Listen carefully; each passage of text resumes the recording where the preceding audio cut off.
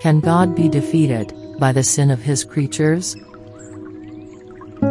Hello, and welcome to the Manna-to-live-by. One day at a time.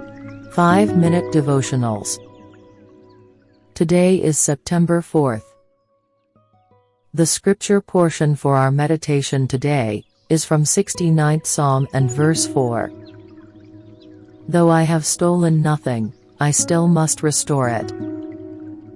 The speaker in Psalm 69 is the Lord Jesus. In verse 4, he is saying that in his glorious work of redemption, he made restitution to God for losses that had been caused by man's sin. No doubt, he is picturing himself as the true trespass offering. When a Jew stole from another Jew, the law of the trespass offering required him to repay the amount that was stolen, and to add 1/5 of that value. Now, God was robbed through man's sin. He was robbed of service, worship, obedience, and glory. He was robbed of service, because man turned to serve self, sin, and Satan. He was robbed of worship, because man bowed down to carved images. He was robbed of obedience, because man rejected God's authority. He was robbed of glory, because man failed to give him the honor that was his due. The Lord Jesus came to restore what he did not take away.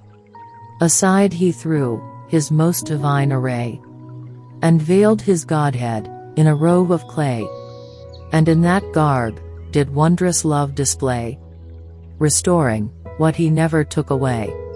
He not only restored what had been stolen through man's sin, but added more. For God has received more glory through the finished work of Christ than he lost through the sin of Adam. He lost creatures through sin, he gained sons through grace. We may go so far as to say that God has been more glorified through the Savior's work than he ever could have been, even in an eternity of unfallen Adams. Perhaps we have here an answer to the question, why did God allow sin to enter? We know that God could have made men without the power of free moral choice. But he chose to make them with the ability to love and worship him of their own volition. And that, of course, means that they also had the ability to disobey him, to reject him, to turn away from him. Man chose to disobey him, bringing in a great holocaust of sin.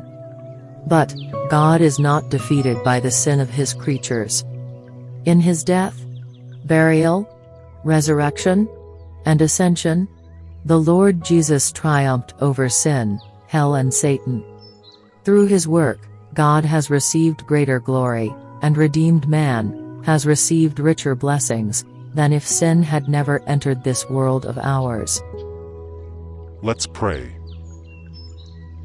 Lord, you are not a God who can be defeated by the sin of your creatures. I thank you for my Lord's triumph over sin, hell, and Satan.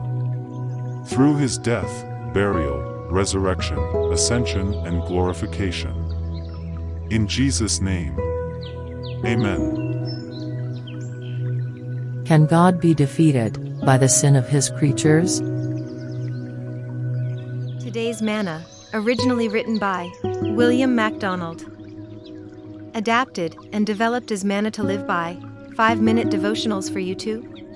By John Benjamin. bengrace@gmail.com